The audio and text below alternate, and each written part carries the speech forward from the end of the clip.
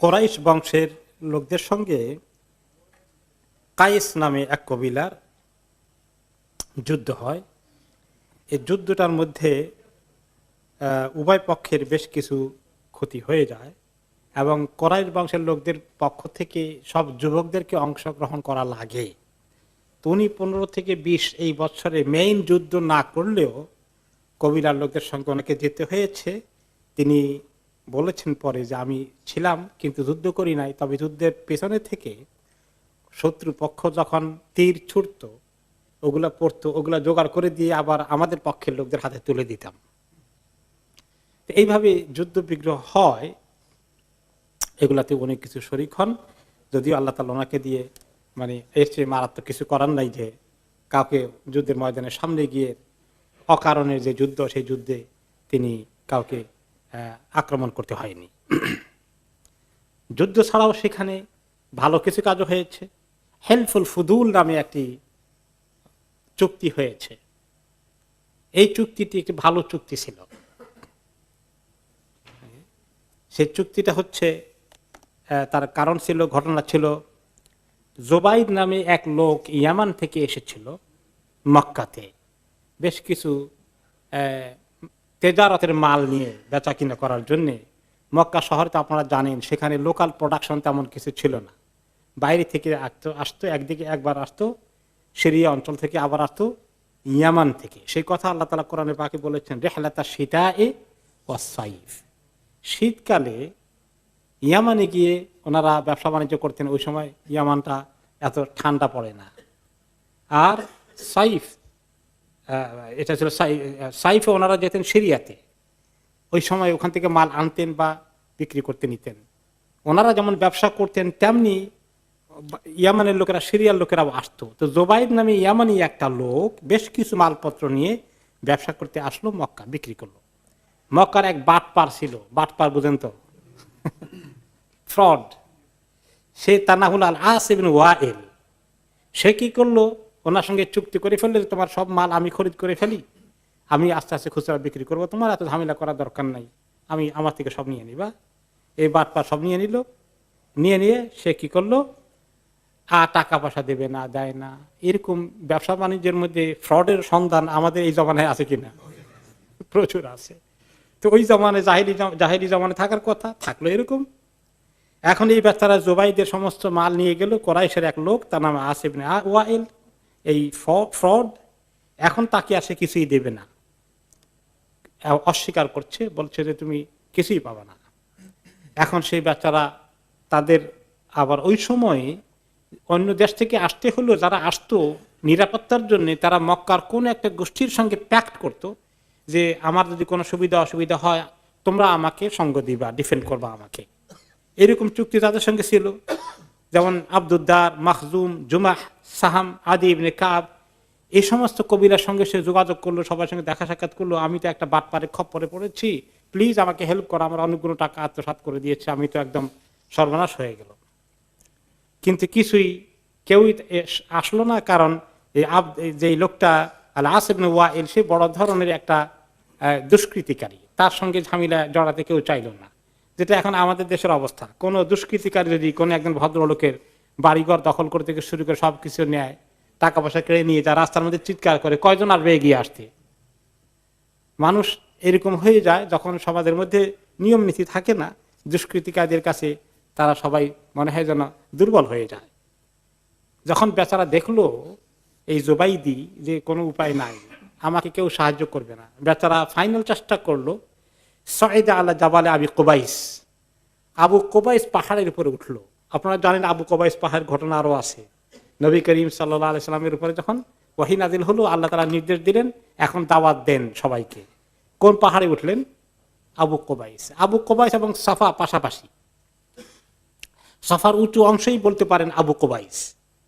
তো এখানে তারা যে কোনো জরুরি অ্যানাউন্সমেন্টের জন্য, কোনো বিপদের খবর, ভালো খবর প্রচার করতে হলে, মক্কা শহরে সবাইকে জানাতে হলে ওই পাহাড়ের উপরে সবাই উঠে। ওয়াইল নামে বা জোবাইদি এই লোকটি চিন্তা করলো যে আমি এই বুদ্ধিটা করি, দেখি কোনো উপায় পাই কিনা। তখন সে পাহাড়ের উপরে উঠলো। কোন সময়? একদম সূর্য উদয়ের সময়। ওই সময় দুনিয়াটা কোয়াইট থাকে, সবাই ঘুম থেকে উঠে। আর ওই সময় মেইনলি যারা কোনো জরুরি খবর দিয়ে সবার দৃষ্টি আকর্ষণ করতে চায় ওখানে উঠে।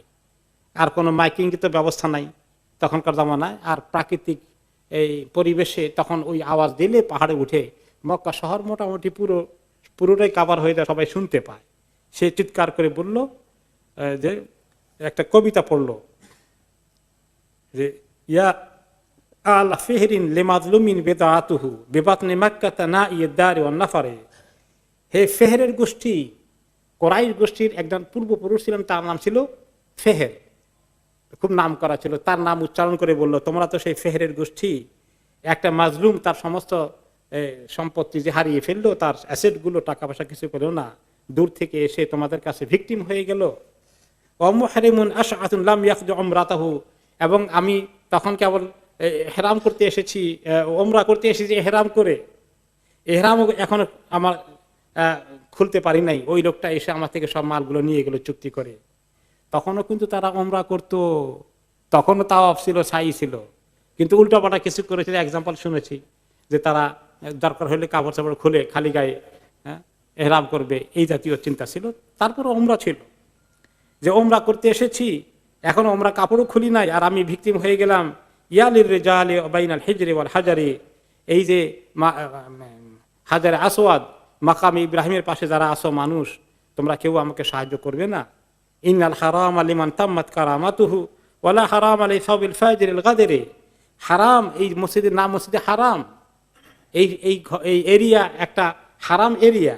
এই হারামের মধ্যে যদি তোমরা এরকম যারা সীমা লঙ্ঘনকারী দুষ্কৃতিকারী তাদেরকে তোমরা যদি না থামাও, এবং তাহলে এই হারামের অর্থ কি থাকলো আর, যেখানে লোকেরা নিরাপত্তা পাওয়ার কথা।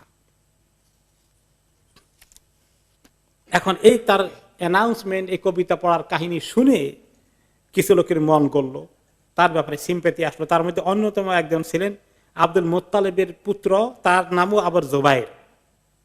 সে জুবাইর নবী করিম সাল্লাল্লাহু আলাইহি ওয়াসাল্লামের চাচা। সে উঠে তার লোকদেরকে বলল, মা লিহাযা মাতরুকুন, আমরা এইভাবে একটা অসহায় লোককে ছেড়ে দিতে পারি না, আমাদের সমাজে জুলুমের শিকার হবে আর আমরা কিছু করব না। তখন সবাই মিলে চিন্তা করলো, বনু হাশিম, বনু জোহরা, বনু তামিম, এভাবে মিলে তারা একটি ঘরে জমায়েত হলো। আব্দুল্লাহ ইবনে জাদআন নামে এক ব্যক্তি, তাদের মধ্যে বেশ মুরব্বী কিসেমের, এবং তার কথা সবাই মানে। তার বাড়িতে গিয়ে সবাই একত্রিত হলো, কুরাইশের নেতৃবৃন্দ সবাই মিলে তারা একটি ঐক্যবদ্ধ চুক্তি করলো যে না, আমরা এই মাজলুমের হক আদায় করে দেব, এবং এখন থেকে মক্কায় কোনো পথিক এসে বা কোনো অন্য দেশের কোনো লোক এসে যদি যে কোনো কারণে জুলুমের ভিকটিম হয়ে যায়, মাজলুম হয়ে যায়, আমরা সবাই মিলে তার সাহায্য করব। আমরা সমস্ত কবিরার পক্ষ থেকে আমরা একমত হয়ে গেলাম, এবং সবাই সেখানে এই একমত হয়ে গেলেন। এবং এটার নাম হলো হেলফ আল ফুদুল। হেল্পফুল ফুদুল, বাংলাতে আমরা পড়েছি হেল্পফুল ফুজুল। ওই যে দলিন না জলিন, এই মুশকিলে পড়ে গেছেন আর কি। আরবিটা হেল্পফুল ফুদুল। ওকে, হেল্প মানে চুক্তি, এগ্রিমেন্ট, ট্রিটি। আল ফুদুল আসলে ফাদেলের বহুবচন ফুদুল। ফাদেল আরবিতে খুবই মহান কিছু মহান ব্যক্তিকে বলা হয় হাদা রাজুলুন ফাদেল, তিনি অত্যন্ত মহৎ ব্যক্তিত্বের অধিকারী। ফাদেল, এটাও আবার দলিন জলিনের প্রবলেম পড়ে হয়ে গেছে ফাজেল। এখন তখন ফাজিল বলে বাংলায়, এখন এটা অর্থ কি হয়ে গেছে পুরো উল্টা। এই লোকটা বড় ফাজিল প্রকৃতির লোক, ফাজলামি করো কেন তুমি। কিন্তু আসলে অরিজিনালি ফুদুল এর কোন কোন সেন্সে, নেগেটিভ সেন্সে যদিও আসে, কিন্তু অ্যাকচুয়ালি এটার অর্থ হচ্ছে অনেক মহত্ব। ফদল, ফুদুল, আল্লাহর অনেক ফদল আমাদের প্রতি আছে, আল্লাহর অনেক মহত্ব দিয়ে তিনি আমাদেরকে দয়া মায়া করেছেন। এটা ভেরি পজিটিভ সেন্স। আর কোন কোন সময় নেগেটিভ সেন্সে আসে, ফুদুল মানে অতিরিক্ত, তো অতিরিক্ত কথা বলে তো ফাজিল, এভাবে লোকেরা বলে আর কি, কিছুটা না কিছু আরবিতেও আছে। যাই হোক, হেল্পফুল ফুদুল, এরা সবাই কেন এই ফুদুলের নাম হয়েছে, লিয়ান আউয়াল মান দুইয়া ইলাইহি সালাসা কুল্লুহুম ইসমুহু ফদল। এই হেল্পফুল ফুদুল, ফুদুলদের চুক্তি বা এগ্রিমেন্ট, দুইটি রিওয়ায়াত আসছে। একটা আসছে যে তিনজন লোক সর্বপ্রথম এই বিষয়ে প্রস্তাব করে এবং তারা ঐক্যমতে আসে, এইরকম চুক্তি করার খসড়া তৈরি করে সবার সামনে প্রেজেন্ট করে। তিনজনের নামই ফদল। একজন ফদল ইবনে ফুদালা, আরেকজনের নাম আল ফদল ইবনে ওয়াদা, আরেকজনের নাম আল ফদল ইবনুল হারিস। তিন ফদল বহু বচন করলে আরবিতে হয়ে যায় ফুদুল। এই যে ফদলওয়ালাদের এই চুক্তি খসড়া, এই হিসাবে হেলফুল ফুদুল নাম। আবার কেউ কেউ বলেছেন না, অন্য কারণে হয়েছে। সেটা হচ্ছে যে চুক্তিটি ছিল অত্যন্ত মহত্বের একটা চুক্তি, একটা মহৎ চুক্তি, মহান কাজের সিদ্ধান্ত নেওয়া হয়েছে। এই জন্য এর নাম হয়েছে হেলফ আল ফুদুল, ফজিলতের চুক্তি, যে চুক্তিটা অত্যন্ত মহৎ। নবী করিম সাল্লাল্লাহু আলাইহি ওয়াসাল্লাম নিজে এই চুক্তির মিটিংয়ে উপস্থিত ছিলেন এবং তিনি পরবর্তী পর্যায়ে বলেন, লাকাদ শাহিদতু ফি দারি আব্দুল্লাহ ইবনে জাদআন আও জুদআন হেলফান লাউ দুঈতু বিহি ফিল ইসলাম লা আজাবতু। আমি ইসলামের আগে আব্দুল্লাহ ইবনে জাদআনের বাড়িতে হওয়া এই মহান চুক্তিটার মধ্যে উপস্থিত ছিলাম। এটা আমার কাছে খুব ভালো চুক্তি মনে হয়েছে। মক্কায় অন্যায়ভাবে রক্তপাত বন্ধ হওয়া, ওকে, কারো জুলুমের প্রতিকার করা, মজলুমের সাহায্যে এগিয়ে আসা, এই সমস্ত কাজের চুক্তিটা অত্যন্ত মহৎ চুক্তি ছিল। জাহিলি পিরিয়ডে হলো একটা বড় ভালো কাজ হয়েছে। আজকেও যদি কোনো কারণে কোনো কওমের মধ্যে এরকম বিপদ আপদ আসে বা কোনো জায়গায় বিশৃঙ্খলা দেখা দেয়, তিনি বললেন, রাসূলুল্লাহ সাল্লাল্লাহু আলাইহি ওয়াসাল্লাম সময় বড় হওয়ার পরে, নবী হওয়ার পরে বললেন, আজকেও যদি এরকম কোনো চুক্তির আহ্বান কোনো জায়গা থেকে আসে, এরকম পরিস্থিতি সৃষ্টি হয়ে যায়, তাহলে আজকেও ইসলামের পরেও আমি এরকম চুক্তিতে এগিয়ে আসবো। কারণ ভালো চুক্তি, ভালো আন্ডারস্ট্যান্ডিং কোনো কওমের মধ্যে, বিভিন্ন সম্প্রদায়ের মধ্যে যদি হয়ে যায়, তাহলে এই সমস্ত চুক্তিতে অত্যন্ত ভালো কাজ, আল্লাহ এই সমস্ত কাজ অবশ্যই পছন্দ করেন।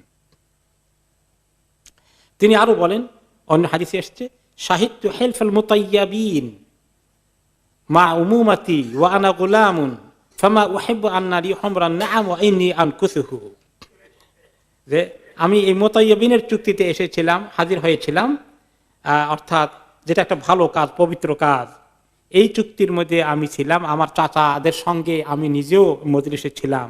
ওয়ানা গোলাম, আমি তখনও বালক মাত্র, এবং এটা আমার কাছে তখনও খুব পছন্দ হয়েছিল। আমাকে যদি আজকে কেউ এরকম চুক্তি করে কেউ আমার সাথে, আমি করব, এবং এই চুক্তিকে আমি কখনো লঙ্ঘন করব না, এবং তার বিনিময়ে যদি আমাকে অনেক অর্থ করিয়ে দেওয়া হয়, এমন মহৎ চুক্তি থেকে আমি সরে আসবো না। তাই এভাবে নবী করিম সাল্লাল্লাহু আলাইহি ওয়াসাল্লাম তখন তিনি কৈশোরে আছেন, এরকম কিছু ঘটনা, যুদ্ধের ঘটনা, সন্ধির ঘটনা, ভালো চুক্তির ঘটনা তিনি থাকলেন। এক পর্যায়ে আসলো যে ওনার একটু বয়স হয়ে গেছে, প্রায় এখন তিনি 25-এর কাছাকাছি হয়েছেন।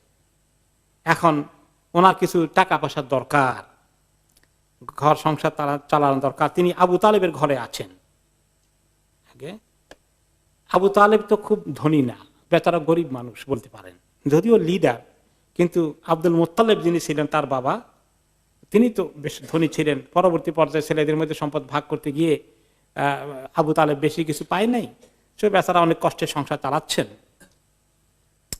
তো তিনি নবী করিম সাল্লাল্লাহু আলাইহি ওয়াসাল্লামকে একদিন নিজেই বললেন, তিনি তো ওনার ঘরেই প্রতিপালিত হচ্ছেন, যদিও এর আগে তিনি কাজ করেছেন, ছাগল চড়িয়েছেন, ওইটা আমরা পড়ে গেছিলাম, তাই না? হ্যাঁ, এগুলা কিছু চেষ্টা করেছেন, কিন্তু এটা বেশি ভালো কোনো ইনকাম ছিল না। তো তিনি চিন্তা করছেন কি করা যায়। আর এর মধ্যে একদিন আবু তালেব ওনাকে বললেন, আনা রাজুলুল্লাহ মা আলী, মুহাম্মদ তুমি দেখতে পাচ্ছ আমি তো, আমার টাকা পয়সা তেমন কিছু নাই, কাদ ইস্তাদ্দা জামানু আলাইনা, আর অভাব অনটন আস্তে আস্তে মনে দিন বেড়ে যাচ্ছে। ওয়াহাদি ঈরু কাউমিকা ওয়া কাদ হাদারা খুরুজুহা ইলা শাম, তুমি খবর পেয়েছো কিনা জানি না, এখন একটি বাণিজ্য কাফেলা যাচ্ছে আমাদের কুরাইশদের পক্ষ থেকে শাম দেশে, সিরিয়ার দিকে, আর একটা সুযোগ আসতে পারে। খাদিজা বিনতে খুয়াইলিদ তাবআসু রিজালান মিন কওমিকা ফি ইরাতিহা, খাদিজা বিনতে খুয়াইলিদ একজন মহিলা, মক্কার, তিনিও কুরাইশ বংশের, জাতা শারাফিন, অত্যন্ত সম্মানিত ঘরের মহিলা, ওনার বেশ কিছু সম্পদ আছে এবং তিনি নিজে ব্যবসা করেন, কিন্তু তিনি নিজে মহিলা হওয়ার কারণে ব্যবসার মাল আনতে যান না। তিনি সৎ লোকদেরকে, যারা অনেস্ট, এদেরকে খুঁজে তিনি তাদেরকে দিয়ে ব্যবসা করান, তাদেরকে তিনি যথেষ্ট সম্মানী দান করেন, ভালো একটা লাভের অংশ দান করেন। তো এরকম একটা খবর আমি পেয়েছি, তিনি লোক খুঁজছেন, নির্ভরযোগ্য লোক পাওয়া যায় কিনা। ফালাউ জিতাহা ফারাদতা নাফসাকা আলাইহা লা আসরাআত ইলাইকা, আমার মনে হয় তুমি যদি যাও তার কাছে, প্রস্তাব করো যে তুমি তার মালের ব্যবসার দায়িত্ব নেবে এবং তুমি কাফেলায় শরীক হয়ে তার জন্য ব্যবসার মালপত্র কিনে আনবা, আমার মনে হয় তোমাকে দেখলে, তোমার চরিত্রের ব্যাপারে খোঁজ খবর পেলে সে তোমাকে বিশ্বাস করবে এবং তোমাকে নিশ্চয়ই অফার দেবে এই ব্যবসার পার্টনার হওয়ার জন্য। এটাকে বলা হয় মুদারাবা। এটা ইসলামী শরীয়তে অ্যালাউড আছে যে মুদারাবার ব্যবসা, যেটা ইসলামী ব্যাংকগুলো এখন করে। মাল টাকা একজনের আর আরেকজন গায়ে খাটবে এবং দুইজনের মধ্যে শেয়ার হবে, কত পার্সেন্টে ব্যবসা হবে, কত পার্সেন্টে তিনি পাবেন, কত পার্সেন্টে উনি পাবেন, আর কোনো লসের কোনো দায়িত্ব তিনি নেবেন না। এটা হলো মুদারাবা ব্যবসা। আর যদি মুদারাবা না করে মুশারাকা করেন, যেমন আপনার এক অংশ আমার এক অংশ, আমি মাল টাকা পয়সা দিচ্ছি, আমিও দিয়েছি, এটা কিন্তু লাভ ক্ষতি দুইটা দায়িত্ব নেওয়া লাগবে। মুদারাবা অলমোস্ট কর্মচারীর মতো কাজ করব। আমার কোনো টাকা নাই, আপনার টাকা, আমি গায়ে খাটবো, আপনি আমাকে টাকা দিবেন, যে যা ব্যবসা হয় আপনার কোনো টাকা লাগবে না, আপনি গায়ে খাটবেন, এই লাভ যা হয় আপনার 50%, আমার 50%, অথবা 60%, 40%, যেটা এগ্রি করেন। এরকম ব্যবসা খাদিজা তখন করাতেন কোন লোকদেরকে দিয়ে। তো তুমি যদি যাও তোমাকে নিশ্চয়ই দেবে। ওকে, কেন আবু তালেব ব্যাখ্যা করছেন রাসূলুল্লাহ সাল্লাল্লাহু আলাইহি ওয়াসাল্লামের কাছে, উনি তাকে হেজিটেশন করেন কিনা, যদি মানা করে দেয় তো ওনাকে বুঝান, শোনো তুমি গেলে দেবে, লা আসরাআত ইলাইকা, তোমাকে সবার আগে তিনি, আমার মনে হয় যে সে এই দায়িত্ব দেবে। লিমা ইয়াবলুগুহা আনকা মিন তাহারাতিকা, আমি শিওর এই মক্কা শহরে তোমার চরিত্রের ব্যাপারে, তোমার আমানতদারির ব্যাপারে, তোমার দায়িত্বশীলতার ব্যাপারে নিশ্চয়ই তার কাছে খবর আছে, নিশ্চয় সে দেবে। ফাআরসালাত ইলাইহি ফিযালিকা, আবু তালেব যখন পাঠালেন তো শাসন তিনি গেলেন, গিয়ে খাদিজার কাছে প্রেজেন্ট করলেন যে আপনি শুনছি আপনি লোক খুঁজতেছেন, আমি ইনশাআল্লাহ দায়িত্ব পালন করতে পারি। ওয়াকালাত লাহু আনা উতিকা যায়ফা মা উতি রাজুলাম মিন কওমিকা। তো এই লোকের খবর পেতে খাদিজা তো খুশি, এইরকম নির্ভরযোগ্য লোক তো আরেকজন মক্কায় নাই। গুড, হ্যাঁ এগ্রি করে ফেললেন। তবে বললেন যে তোমার সঙ্গে আবার কথাবার্তা হয়ে গেল, তবে অন্যদেরকে যা দেবো তার ডবল তোমাকে দেবো, তুমি নিশ্চিন্তে ব্যবসা করে আসতে পারো। তো তিনি বাড়িতে আসে খবর দিলেন আবু তালেবকে। আবু তালেব বলে খুব খুশি হয়ে গেলেন। হাযা রিজকুন কাদ সাকাহু আল্লাহু ইলাইক, মাশাআল্লাহ, আল্লাহ তাআলা তোমার দিকে রিজিক নিয়ে আসেন, মাশাআল্লাহ, তোমার রিজিকের দরজা খুলে গেছে। তো নবী করিম সাল্লাল্লাহু আলাইহি সাল্লাম গেলেন খাদিজার ব্যবসার দায়িত্ব নিয়ে, আর খাদিজা তার সাথে দিয়ে দিলে তার বিশ্বস্ত গোলাম কৃতদাস মাইসারা, তাকেও সাথে দিল একটু অ্যাসিস্ট করার জন্য, অ্যাসিস্ট্যান্ট হিসাবে। তারপরে তারা ওখানে গেলেন, যাওয়ার পরে তো ব্যবসা বাণিজ্য তিনি করলেন। তারপরে নবী করিম সাল্লাল্লাহু আলাইহি সাল্লাম যখন সফর করতেছেন, মাইসারা দেখলেন যে এই লোকটা ডিফারেন্ট লোক, অবজার্ভ করতেছি, এমন লোকটা কখনো দেখেন এই মাইসারা। তিনি যখন হাঁটেন, ম্যাগ এসে ওনাকে ছায়া দেন, তাকে দেখলেই মানে অন্যরকম মনে হয়, চলা ফেরা, কথাবার্তা, আদব আখলাক সাংঘাতিক। এরপরে নবী করিম সাল্লাল্লাহু আলাইহি সাল্লাম ব্যবসা যখন করলেন, ওখানে খরিদ করতে গিয়েছেন। তো খরিদ করতে গিয়ে একজন যার থেকে ব্যবসা ডিল করবেন, কি কথা প্রসঙ্গে সে বলল যে আরবরা তো কসম করতে হলে কসম করে লাত আর উজ্জার নামে, বললো যে তাহলে মুহাম্মদ এই কথা এভাবে লেনদেন করবা, ঠিক আছে তো তুমি কসম করো, ইহলিফ বিল্লাতি ওয়াল উজ্জা, তোমার কওমের মতো লাত আর উজ্জার কসম নিয়ে বলো, কারণ লাত আর উজ্জা হলো আরবদের, কুরাইশদের বড় মাবুদ। ফাকাল রাসূলুল্লাহ সাল্লাল্লাহু আলাইহি ওয়াসাল্লাম মা হালাফতু বিহিমা কাত ওয়া ইন্নী লা আমুরু ফাউরিদ আনহুমা। কয় শোনো, আমি এই দুইটার নামে জীবনেও কসম করি নাই, আমি ওদের সামনে দিয়ে গেলেও কোনোদিন তাদের কাছে একটু আমি আগাইনি। তাদের আরব কুরাইশরা কি করেছে, তাদের কাছে কত কিছু চেয়েছে, তাদের শরীর মুছে নিজের শরীরে লাগিয়েছে, যেরকম আমাদের মাজারের মধ্যে মুছে লাগায়, বুঝলেন, এই মাজার ওয়ালারা তো ওইখান থেকেই নিছে শিরক। হ্যাঁ, তো এরকম তারা গায়ে লাগায় কত কিছু করে, আমি জীবনেও টাচও করি নাই, কাছেও যাই নাই, কিচ্ছু চাইনি, আমার দ্বারা এটা হবে না ভাই, তুমি ওইটা ছাড়া যদি আমার সঙ্গে কারবার করতে পারো ওয়েলকাম। ফাকাল রাজুল কাউলু কাউলুক, খালাস তোমার কথাই ঠিক, দাও তোমার কথা বিশ্বাস করে ফেললাম, ওই তোমার মাবুদের কসম লাগবে না, ওকে। অথবা রাসূলুল্লাহ সাল্লাল্লাহু আলাইহি ওয়াসাল্লাম মাইসারাকে নিয়ে মালপত্র নিয়ে মক্কায় ফেরত আসলেন। মাইসারা এমন ভালোবাসলো নবী করিম সাল্লাল্লাহু আলাইহি ওয়াসাল্লামের প্রতি, এত সম্মান সৃষ্টি হয়ে গেল, সেই মনে হয় যেন খাদিজার কৃতদাস না, সে যেন মুহাম্মদের কৃতদাস, এমন সম্মান শুরু করে দিল। ওকে, তারপরে তিনি বললেন, মাইসারা বললেন, ইয়া মুহাম্মদ ইনতালিক ইলা খাদিজা ফাআখবিরহা বিমা সানা আল্লাহু লাহা আলা ওয়াজহিকা, ওকে, ফাইন্নাহা তা'রিফু যালিকা লাকা ওকে, নবী করিম সাল্লাল্লাহু আলাইহি ওয়াসাল্লাম কে মাইসারা বলেন, চলেন আপনি সহ মাল তো নিয়ে আসছেন, আমার কাছে হ্যান্ড ওভার না করে দিয়ে আপনি সহ আসেন, খাদিজার সঙ্গে দেখা হবে এবং আপনি বলবেন মাশাআল্লাহ আপনি তো খুব ভালো ডিল করেছেন, যেটা আর কেউ পারে নাই। খুব ভালো ডিল করে নিয়ে আসছেন উনি ব্যবসা বাণিজ্যে, মাশাআল্লাহ অন্যদের তুলনায় চমৎকার ডিল করে নিয়ে আসছেন, আপনি নিজের মুখেই ওনাকে বলেন, উনি খুব খুশি হয়ে যাবেন। তো নবী করিম সাল্লাল্লাহু আলাইহি ওয়াসাল্লাম আসতেছেন, তো এদিকে সময় হয়ে গেছে, খাদিজা এখন অপেক্ষা করতেছেন এনি ডে আজকে কালকের মধ্যে ওনার মালের বহর আসবে, মাইসারা এবং তার মাল নিয়ে আসবে। তো খাদিজা প্রায় জোহরের দিকে, দুপুর বেলায় তিনি আসতেছেন খাদিজার বাড়ির দিকে। ও খাদিজা ফি ইলিয়াতিন লাহা, খাদিজা তখন তার ঘরটা ছিল দোতলা, উপরের তলায় বসে দেখছেন যে পথিক আসছে কিনা, মুসাফির আসছে কিনা। তিনি হঠাৎ করে নজর গেল, ফারাআত রাসূলুল্লাহ সাল্লাল্লাহু আলাইহি ওয়াসাল্লাম আলা বাঈর, উটের উপরে মুহাম্মদ সাল্লাল্লাহু আলাইহি ওয়াসাল্লাম বসা আসছেন।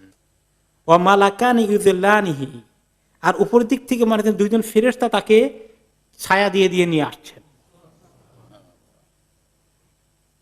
ফাআরাতহু নিসাআহা ফাআজিবনা লিযালিকা, খাদিজা তার সঙ্গে আরো কিছু তার সঙ্গিনী ছিলেন, কিছু বন্ধু বান্ধবী ছিলেন, দেখো দেখো দেখো এক তামসা দেখো, ওই যে দেখো এই লোকটা আসছে, দুই ফেরেশতা তার মাথার উপরে ছায়া দিয়ে দিয়ে তাকে নিয়ে আসছেন, কি ঘটনা। ওয়া দাখালা আলাইহা রাসূলুল্লাহ সাল্লাল্লাহু আলাইহি ওয়াসাল্লাম ফাখাবারহা বিমা রাবিহা ফি ওয়াজহিহিম ফাসুররাত বিযালিকা, নবী করিম সাল্লাল্লাহু আলাইহি ওয়াসাল্লাম ঘরে এসে প্রশ্ন বললেন যে মাশাআল্লাহ চমৎকার ডিল হয়েছে, এত এত এই পরিমাণ লাভ হয়েছে, এত লাভে ডিল করে আসেছি। অতঃপর মাইসারা সবকিছু তাকে আরো কিছু অনেক কিছু বললেন। ওকে, ফাকাল ক্বাদ রাআইতু হাযা মুনযু খারাজনা মিনাশ শাম, আপনি এখন দেখে আশ্চর্য হয়ে গেছেন, আমি তো সিরিয়া যাওয়া আসা থেকে তার এইগুলো দেখতেছি, আমি তো এই মানে আমার পেটের মধ্যে যে কত কথা আছে তার ব্যাপারে, এত কি এক মানুষ তিনি, এগুলো সব বলা শুরু করে দিলেন। এরপরে খাদিজা তার মালপত্র বিক্রি করে দেখলেন সুবহানাল্লাহ যে আগের বছরের ব্যবসার তুলনায় এই বছর তার দ্বিগুণ লাভ হয়ে গেছে। এরপরে তিনি নবী করিম সাল্লাল্লাহু আলাইহি ওয়াসাল্লামকে যা ওয়াদা করেছেন তার চেয়ে আরো বেশি করে দ্বিগুণ দিয়ে দিলেন। এরপরে এই তো হয়ে গেল। এর মাস তিনিক পরে খবর হচ্ছে যে খাদিজা তো আসলে অসম্ভব ব্যক্তিত্ব সম্পন্ন মহিলা ছিলেন, আরবদের মধ্যে অত্যন্ত সম্মানিত ব্যক্তিত্ব। ওনাকে ওনার চারিত্রিক বৈশিষ্ট্য অনেকের কাছে ছড়িয়ে গেছে, এই জন্য অনেকে ওনার খাদিজাকে টাইটেল দিয়েছে তাহেরা, পবিত্র, পবিত্রা যিনি। ওযালিকা লিশিদ্দাতি ইফাফিহা, তার ইজ্জত আবরু হেফাফের সংবরণ এই সমস্ত ক্ষেত্রে তিনি অত্যন্ত একজন গুণী মহিলা হিসেবে পরিচিত। ওয়াকানাত নাকিয়াতান যাতা আকলিন ওয়াসি ওয়া হাসাবিন ওয়া মাল, যেমন বুদ্ধিমতী মহিলা, তেমনি বংশগত দিক থেকে অনেক উঁচু বংশের, তেমনি আবার সম্পদশালী মহিলা। এই জন্য অনেকেই ওনাকে বিবাহের প্রস্তাব দিয়েছেন, কিন্তু তিনি কোনোটাই অ্যাকসেপ্ট করেননি। ওনার এর আগে দুইবার ওনার বিয়ে শাদী হয়েছিল, দোনোবারের বিয়ে শাদীর পরে বোধহয় তার স্বামীদের ইন্তেকাল হয়ে যায়। এরপরে তিনি এখন তৃতীয় বিয়ের জন্য বহুত প্রস্তাব আসছে, তিনি অ্যাকসেপ্ট করেন নাই। কিন্তু তিনি অত শুনতে পেলেন যে নবী করিম সাল্লাল্লাহু আলাইহি ওয়াসাল্লামের চরিত্রের কথা ওনাকে দেখলেন, এর ফলে স্বাভাবিকভাবে ওনার প্রতি ওনার একটা সাংঘাতিক সম্মান সৃষ্টি হয়ে গেল, প্রচন্ড একটা আস্থা সৃষ্টি হয়ে গেল। প্রসঙ্গক্রমে তিনি তার যে অত্যন্ত ঘনিষ্ঠ বান্ধবী ছিলেন নাফিসা বিনতে মুনাইয়া, তার কাছে তিনি নবী করিম সাল্লাল্লাহু আলাইহি ওয়াসাল্লাম পেশ করলেন যে এই লোকের প্রস্তাব যদি নেওয়া যায় আমি কিন্তু কনসিডার করতে রাজি আছি, যদি আমি অনেকের প্রস্তাব ফেরত দিয়েছি, কিন্তু এই লোকটা আমার কাছে মনে হচ্ছে অসম্ভব একজন ভালো মানুষ, অত্যন্ত বৈশিষ্ট্যের অধিকারী, ওনার প্রস্তাব যদি পাওয়া যায় তাহলে আমি কিন্তু কনসিডার করব। তো এখন এই নাফিসা ওনার বান্ধবী, খাদিজার বান্ধবী, তিনি নিজেই এই কাহিনী বলছেন পরবর্তী পর্যায়ে খাদিজার সঙ্গে কিভাবে নবী করিম সাল্লাল্লাহু আলাইহি ওয়াসাল্লাম বিয়ে শাদী হলো। ওকে, নাফিসা বলছেন কান খাদিজা বিনতে খুয়াইলিদ ইমরাতান হাযিমাতান জালদাতান শরীফাতান, তাকে আল্লাহ অনেক গুণের অধিকারী করেছে এবং প্রচুর সংখ্যক ভালো ভালো আরব বংশের লোকেরা তাকে বিয়ে শাদী করতে এসেছে কুরাইশ বংশ থেকেও, কিন্তু তিনি আর কোনোটাই রাজি হননি। কিন্তু যখন মুহাম্মদ সাল্লাল্লাহু আলাইহি ওয়াসাল্লাম ব্যবসা বাণিজ্য করে আসলেন, তখন তো ওনার দেখলাম যে একটা সফট কর্নার ওনার ভিতরে হয়েছে। তো আমি ওনাকে বললাম, নাফিসা বললেন যে খাদিজাকে বললাম, আমি এক কাজ করি, আমি দেখি এটা প্রস্তাব নিয়ে চিন্তা করি, আমাকে কিছু করতে দেন। তখন তিনি আসলেন নবী মুহাম্মদ সাল্লাল্লাহু আলাইহি ওয়াসাল্লামকে বলে জিজ্ঞেস করলেন, ইয়া মুহাম্মদ মা ইয়ামনাউকা আন তাতাজাওয়াজ, আপনি তো বয়স তো মোটামুটি হয়ে গেছে, বিয়ে শাদী করেন না কেন? এখন বিয়ে শাদীর সময় না আপনার? ফাকাল মা বিয়াদি মা আতাজাওয়াজু বিহি, আমি তো আসলে টাকা পয়সাও কিছু নাই, একজনের দায়িত্ব নেবে বিয়ে শাদী করে, সেই অবস্থা কি আমার আছে নাকি? কুলতু ফাইন কুফিতা যালিকা ওয়া দুইতা ইলাল জামালি ওয়াল মালি ওয়াশ শারাফ ওয়াল কাফাত আলা তুজিব। তখন নাফিসা বলে, আমি বললাম তাকে, এই দায়িত্ব যদি কোনো জায়গা থেকে পাওয়া যায়, এমন লোকের প্রস্তাব যদি পাওয়া যায় যে লোকের মাশাআল্লাহ দেখতে শুনতে সৌন্দর্য দিক থেকেও কম না আল্লাহ দিলে, আর তার টাকা পয়সাও ভালো আছে, আর আরবদের মধ্যে কুরাইশ বংশের মধ্যে অত্যন্ত তার নাম কাম সুনাম সবকিছু আছে, এরকম একটা উপযুক্ত পাত্রীর সন্ধান যদি আমি দিতে পারি, প্রস্তাব যদি আনতে পারি, তাহলে কি আপনি এটাকে সাদরে গ্রহণ করবেন? আপনি অ্যাকসেপ্ট করবেন? কলা ফামান হিয়া, তো কার কথা বলো তুমি? বলতো খাদিজা, খাদিজার কথা, খাদিজার প্রস্তাব নিয়ে আমি চিন্তা করছি আপনার সঙ্গে আলাপ করতে। কলা কাইফালি বিযালিক, বলে যে আল্লাহ, খাদিজার কাছে প্রস্তাব আমার দেওয়া সম্ভব নাকি? সেই বেচারি কত মানে পজিশনওয়ালা ব্যক্তিত্ব, আমি একজন সাধারণ এতিম থেকে বড় হয়েছি, কেবল তেমন কিছু নাই, আবু তালেবের ঘরে, আমি আরেকজনের ঘরে মানে লালন পালন পেয়েছি, এইরকম প্রস্তাবকে তিনি অ্যাকসেপ্ট করবেন নাকি? কলা কুলতু আলাইয়া, তিনি বলে ওইটার দায়িত্ব আমাকে দেন, আপনি ওইটা চিন্তা করেন কেন? আপনি ওটার দায়িত্ব তো আমার। কলা ফাআনা আফআলু, তখন তিনি বলেন ঠিক আছে, তুমি যদি মনে করো, আমার আপত্তি নাই, ওকে গো হেড। কলাত নাফিসা বললেন, ফাযাহাবতু ফাআখবারতু খাদিজা, আমি খাদিজার কাছে গেলাম, আমি তার কাছে বললাম যে আমি তো মাশাআল্লাহ প্রস্তাব দিয়েছি, আলহামদুলিল্লাহ, আমি আশা করি কামিয়াব হয়ে যাব। ওকে, ফাআরসালাত ইলাইহি আনি ইতিলি সাআতি কাযা ওয়া কাযা। তারপরে তিনি কথাবার্তা হয়ে তার খাদিজার ওয়ালি হিসাবে, তার বাবা ইন্তেকাল করেছেন আরো আগে, তার ওয়ালি হলেন। আরবরা তখন ওয়ালির সারা বিয়ে শাদী করতো না, ইব্রাহিম আলাইহিস সালামের শরীয়তের গার্ডিয়ানের এই অংশ। তার চাচা ছিল আমর ইবনে আসাদ, তাকে তিনি বললেন, খবর দিলেন আসার জন্য, যে এরকম একটা প্রস্তাব, এবং লোকটাকে এরকম আমি যা দেখলাম এবং যা শুনলাম তার ব্যাপারে, অনেক প্রস্তাবিত আসছে, আমি কোনোটা রাজি হইনি, কিন্তু এই প্রস্তাবটা আমার কাছে মনে হচ্ছে যে ভেরি রিজনেবল, আপনি যদি ভালো মনে করেন তাহলে একটু এগিয়ে যেতে পারেন। তারপরে এই প্রস্তাব পেয়ে এখন খবর দেওয়া হলো। এখন নবী করিম সাল্লাল্লাহু আলাইহি ওয়াসাল্লাম মুরব্বী হলেন কে? আবু তালেব। ওকে, তিনি নিজে এই প্রস্তাব পাওয়ার পরে আলাপ করলেন আবু তালেবের কাছে। ওকে, আবু তালেব তো খুশিতে অস্থির, এমন ভালো প্রস্তাব পাওয়া গেছে আমার ভাতিজার জন্য, এতিম ভাতিজার জন্য, আর কোনো দেরি করা যায় নাকি? তখন আরো চাচা ভাতিজা যা ছিল সবাইকে খবর টবর দেওয়া হলো।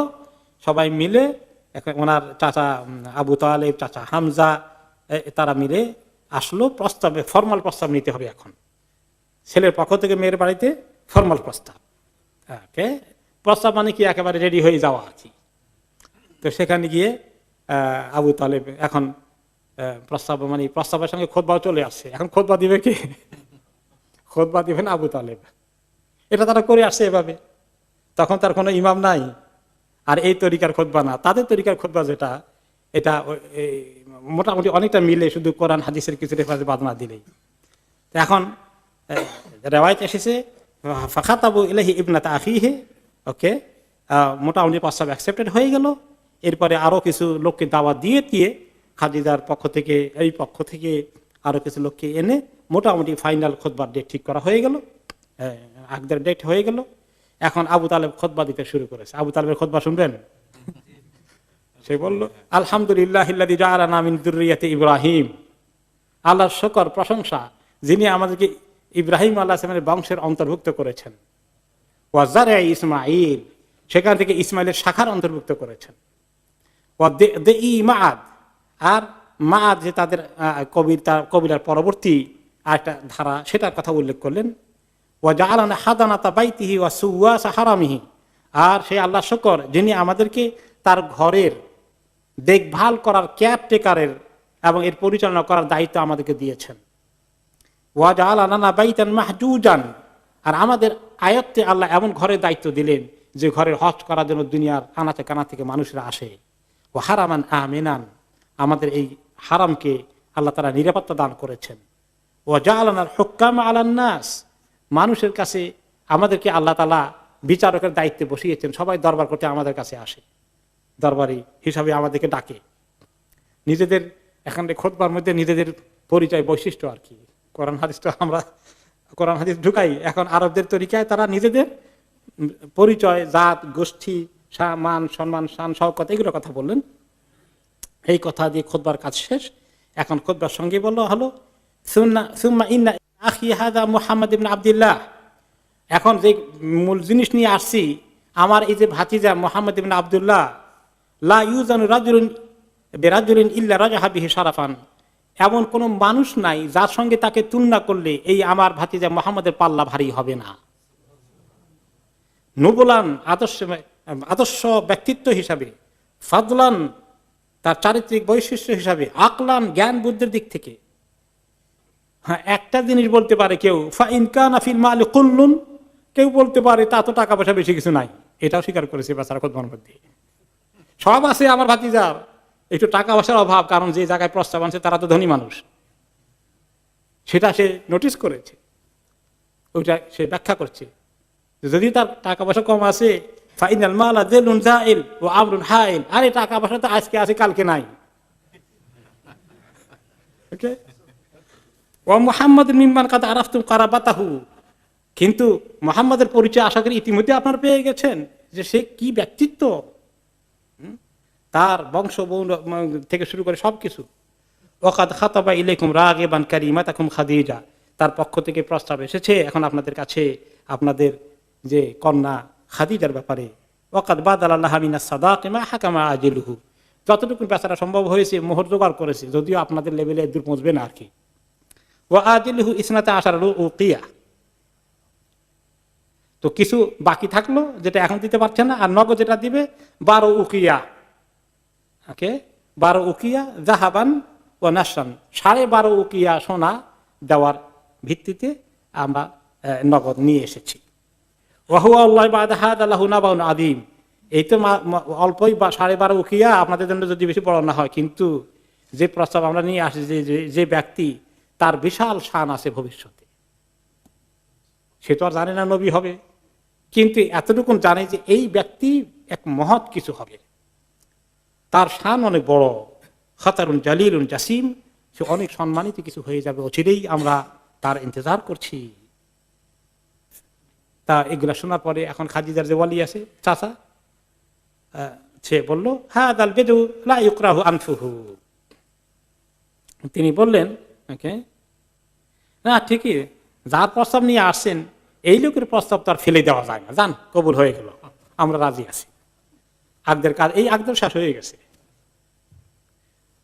তারপরে নবী করিম সাল্লাল্লাহু আলাইহি ওয়াসাল্লাম খাদিজার সঙ্গে বেনা করলেন এবং তিনি একটু ছোটখাটো অলিমার ব্যবস্থা করলেন, এবং কোন কোন রেওয়ায়েতে আসছে 1টি উট, আর কোন কোন রেওয়ায়েতে আসছে 2টি উট জবাই করেছিলেন, এবং কুরাইশ বংশের সম্রাট লোকদেরকে দাওয়াত দিয়ে মোটামুটি তাদেরকে তিনি খাওয়া দাওয়া করিয়েছেন।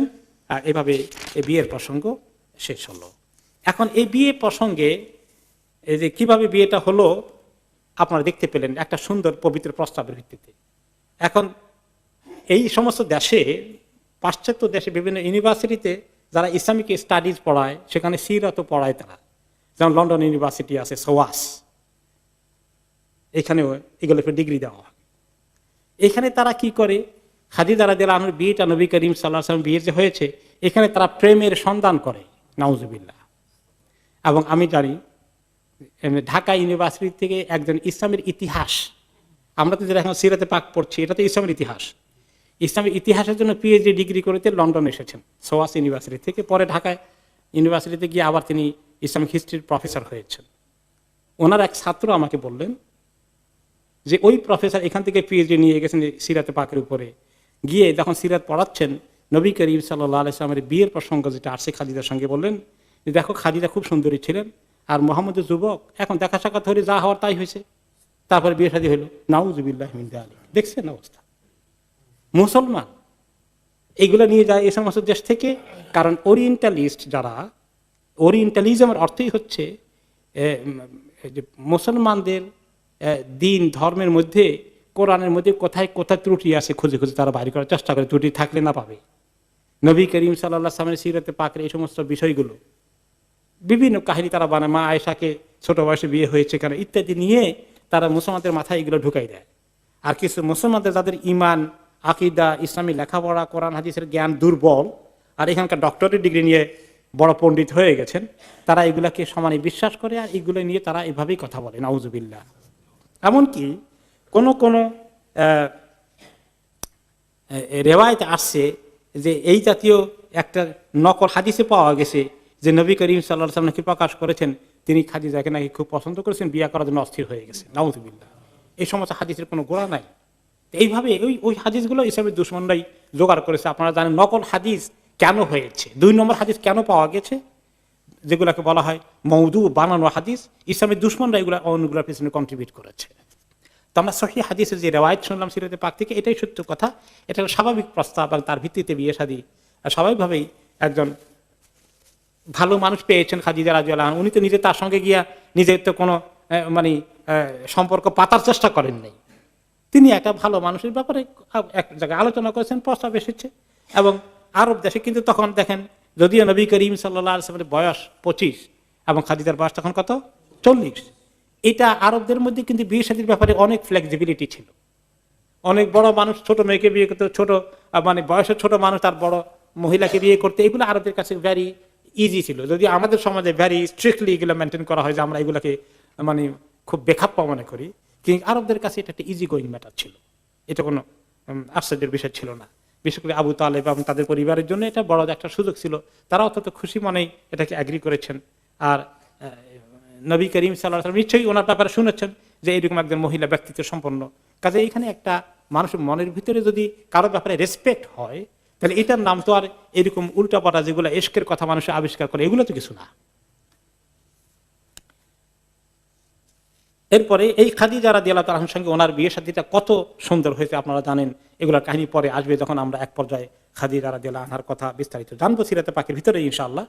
ওনার কাছ থেকেই নবী করিম সাল্লাল্লাহু আলাইহি সাল্লাম অনেক সন্তান পেয়েছেন। এই খাদিজার বিয়ে আগে 2 বার হয়েছিল।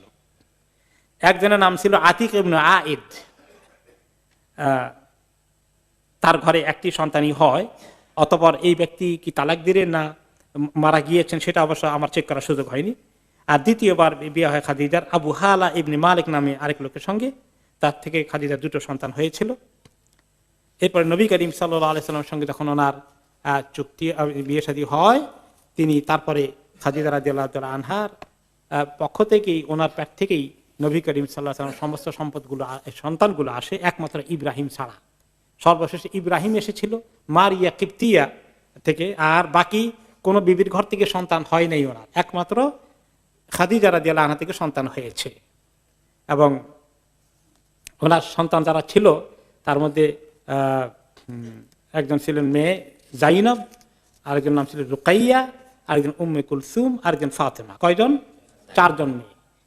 প্রথম 3 জন মেয়ে ওনার জীবদ্দশায় ইন্তেকাল হয়ে যায়। শুধুমাত্র ফাতেমা রাদিয়াল্লাহু আনহা বেঁচে থাকেন। নবী করিম সাল্লাল্লাহু আলাইহি সাল্লামের 6 মাস পরে ওনার ইন্তেকাল হয়। আর ওনার ছেলে হিসাবে বেশ কয়েকজন আসে। প্রথম সন্তান হয় ছেলে আল কাসেম, কাসেম নামে, যেখান থেকে ওনার নাম হয়েছে বা কুনিয়াত হয়েছে আবুল কাসেম। এরপরে কাসেম ও ছোট বয়সে মারা যায়। পরবর্তী পর্যায়ে ইব্রাহিম তিনিও মারা যান। কাসেমের পরে আরো সন্তান আসে, আব্দুল্লাহ নামে আরেকজন সন্তান আসে, তিনিও ছোট বয়সে মারা যান। আব্দুল্লাহর অপর নাম আত-তাইয়্যিব, আরেক নাম আত-তাহির। তাহলে কাসেম এক সন্তান, এক ছেলে, তারপরে 4 মেয়ে। এরপরে আসে আরেক ছেলে আব্দুল্লাহ, তার নাম হচ্ছে তাইয়্যিব এবং তাহির। ওকে, এরপরে সেও মারা যায়। এরপরে আমরা জানি মারিয়া কিপ্তি থেকে ইব্রাহিম, তিনিও ছোট বয়সেই ইন্তিকাল করেন।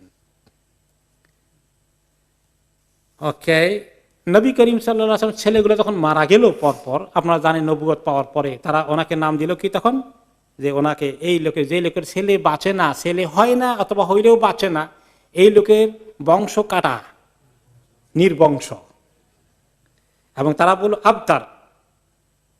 তখন আল্লাহ রাব্বুল আলামিন ওহী নাযিল করলেন পরবর্তী পর্যায়ে যে আমি আপনাকে কাউসার দিয়েছি, এত বড় নিয়ামত দিয়েছি। তারা আপনাকে নির্বংশ মনে করে, আপনার মধ্যে কোনো কল্যাণ নাই মনে করে, এবং যাদের ছেলে মেয়ে হয় না তাদেরকে কিন্তু লোকেরা মনে করে এদের মধ্যে বরকত কম, নাউজুবিল্লাহ। কিন্তু আল্লাহ তাআলা বলেন ইন্না শানিয়াকা হুয়াল আবতার, আপনার দুশমনরাই হচ্ছে তাদের মানে কল্যাণ থেকে বঞ্চিত, কল্যাণ কাটা। তাদের কিছু ভালো কিছু পেছনে থাকবে না, আপনার সবকিছুই ভালো থাকবে। এখানে আল্লাহ তাআলা যে ওনার সন্তান, ছেলে সন্তান একটাও বাঁচলো না, এর মধ্যে কিন্তু বিরাট কল্যাণ হিকমত আছে আল্লাহ তাআলার। কারণ ওনার সন্তান যদি বেঁচে থাকতেন তাহলে এই সন্তানকে নিয়ে কি হতো বুঝলেন না? ওনার মেয়ে বেঁচে ছিল, মেয়ের ঘরে নাতি আলে বাইতকে নিয়ে বাড়াবাড়ি করতে করতে যেখানে কি বানিয়েছে, ওলি বানাতে বানাতে ইমাম বানাতে বানাতে তারা নবীর থেকে উত্তম সীমা লঙ্ঘন করা হচ্ছে। তো এইরকম অবস্থা থেকে উম্মতকে রক্ষা করার জন্য আল্লাহ তাআলা ওনার ছেলেগুলোকে দুনিয়া থেকে নিয়ে গিয়েছেন। তো আল্লাহ নিয়েই যেমন দিলেন কেন আবার? তাহলে ওই যে না হইলে ছেলে না হইলে কিন্তু যে বদনামি হতো সেটা থেকে আল্লাহ বাঁচিয়ে দিয়েছেন। ওটা তার খুব বেশি বদনামি করে যে ছেলে, তার ছেলে নাই, তার একটা অকল্যাণ মার্কা মানুষ, তার মধ্যে কোনো খায়ের নাই, এই ধরনের একটা কুসংস্কার ছিল। যদিও অরিজিনালি ছেলে হোক মেয়ে হোক বা না হোক, এর মধ্যে কোনো অকল্যাণের কিছু আছে?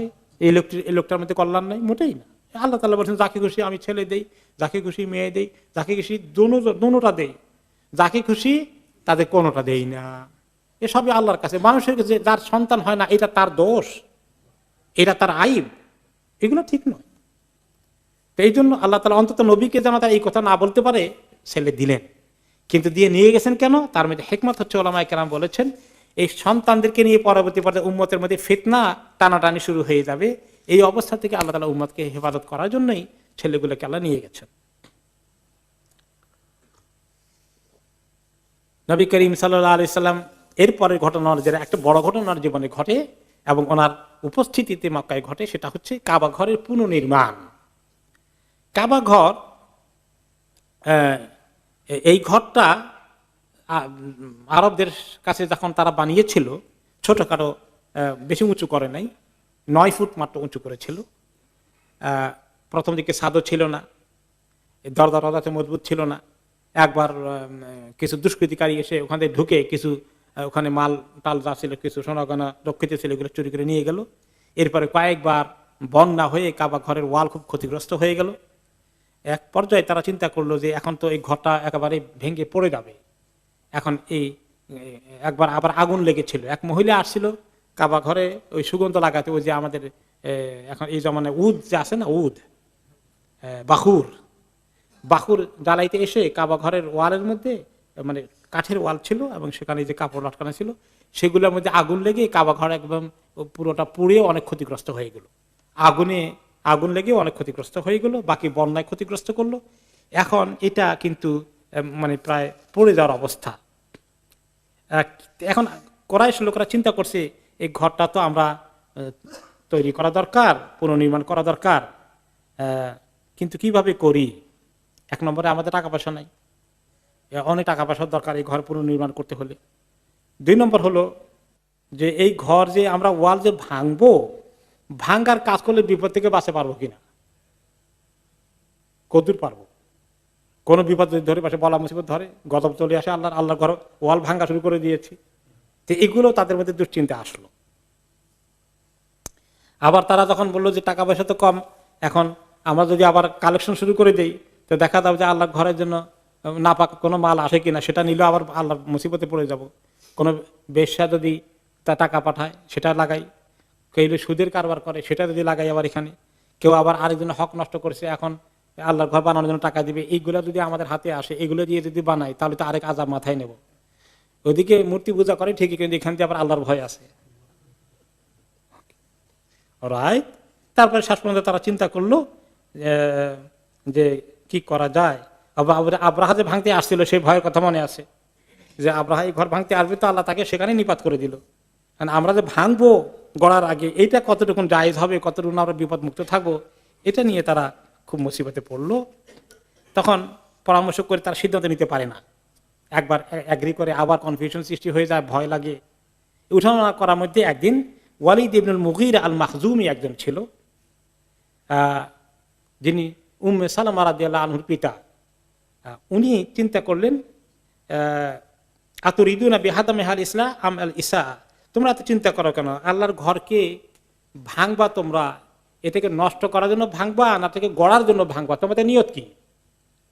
ক্বালু বাল ইসলাম, আরে আমরা তো গড়ার জন্যই ভাঙবো। তখন তিনি বললেন, তিনি বড় আলেম না হলে বুদ্ধিমান ছিলেন, ইন্নাল্লাহা লা ইউহলিকুল মুসলিহিন, যে আল্লাহর কোন কাজ ইসলাহ করতে চায়, গড়তে চায়, এই নিয়তে যে করে তাকে আল্লাহ তাআলা কেন তাদেরকে আল্লাহ তাআলা অভিশপ্ত করবেন? মানে হাদিস তো সে পায় নাই, ইন্নামাল আমালু বিনিয়াত, যে যে নিয়তে করবে সেই অনুযায়ী তার ডিল হবে। তা আমরা তো ভালো নিয়তে ভাঙতেছি, আমরা তো কোনো এই ঘরের অসম্মানের জন্য ভাঙছি না। ও আখাদাল মেওয়াল, তার এই কথা বলে সে কুড়াল হাতে নিল, নিয়ে এখন সে ভাঙা শুরু করে দিল। ওয়াসারা ইয়াহদিমু, এবং সে ভাঙা শুরু করলো আর বললো, কুমু সাইদুনি, আসো তোমরা, আমি তো ভাঙা শুরু করলাম, এবার আমাকে হ্যান্ড দাও, আমাকে সঙ্গ দাও, ভাঙ্গি চলো। ফাকালুল্লাহ নান্তাদিরু ইলাল গাদ, না আজকে না, আজকে আমরা আসবো না, আগামীকাল পর্যন্ত অপেক্ষা করি, আজকে রাতটা তোমার কেমন যায় আমরা দেখি। তো যে রাতে তুমি সহিসার আমাদের থাকো, পরের দিন সকালে তাহলে আমরা সাহস করে আসবো, আজকে রাত তোমার কেমন যায় আমরা একটু আল্লাহ আল্লাহ করে দেখি। ওকে, ফালাম ইসে হুসাইন, যদি কিছু না হয় তোমার, তাহলে আমরা সবাই একমত হই, কালকে সকালে সবাইকে পাবো আমরা। এখন ওলি তো রাত কাটাই দিল, সকালবেলা হয়ে গেল। এখন দেখা গেল যে ওলিদের কোনো ক্ষতি হয় নাই, এখন সবাই আসছে। তারপরে আবার দোয়া করে, আল্লাহুম্মা ইন্না লা নুরিদু ইল্লা খাইরান, আল্লাহ আমরা ভালো ছাড়া কিন্তু কিছু খারাপ পাচ্ছি না, আমাদের মতলব ভালো আল্লাহ। ওকে, এইভাবে করে করে মোটামুটি শেষ পর্যন্ত ওয়াল ছাদ যা ছিল সব তারা ভেঙে ফেলল। এখন নিচের দিকে যাচ্ছে, আর একটু খুঁড়লো, খুঁড়ি ফাউন্ডেশনটার কি অবস্থা সেটা দেখবে। হাতাই দেন তাহা আল হাদমু বিহি ইলাল আসাস, যখন তারা মেইন ফাউন্ডেশনের দিকে গেল, মাটির বেশ নিচে, আসাস ইব্রাহিম আলাইহিস সালাম, যেটা অরিজিনাল ইব্রাহিম আলাইহিস সালামের ফাউন্ডেশন, সেখানে গিয়ে তারা পৌঁছে গেল। ওকে, এবং সেখানে গিয়ে দেখলো যে এই পাথরগুলোর রংটা সবুজ, হেজারাতিন খুদরিন, বিশাল পাথরের চাটানের মতো, এবং সেটা রংগুলো একটু সবুজ টাইপের, কা আসনিমাতিল এবেল, এবং এভাবে করে তৈরি করা, এরকম করে করে এরকম করে করে, মনে হয় যেন উটের হাম যেটা আছে, উটের সিংহের মতো। আখিদিন বাদু হবে বাদ, এবং এমন ভাবে মনে হয় যেন সিমেন্টকে ইয়ে করে ঢাললে যেরকম করে গলে এরকম করে ধরে, এক একটা পার্টকে একদম আটকানো। তারা মনে করলো যে এখন এই আটকানো যেটা আছে অরিজিনালটা, এইটা যদি খুলে না ফেলে, নতুন করে ফাউন্ডেশন না দেয়, তাহলে পুরনো ফাউন্ডেশনের উপরে দিলে এই ঘর টিকবে কিনা, সমস্যা আছে। তখন একজনে কুড়াল দিয়ে, করাইছিল একজনে, ওটার মধ্যে কুড়াল নয়, কি ধরনের মোটা একটা কিছু দিয়ে এরকম চারা দিল, দুইটা একটা আটকে ধরছে মাঝখানে, এটাকে কি বলে, চারা দেয় যে এমনি করে,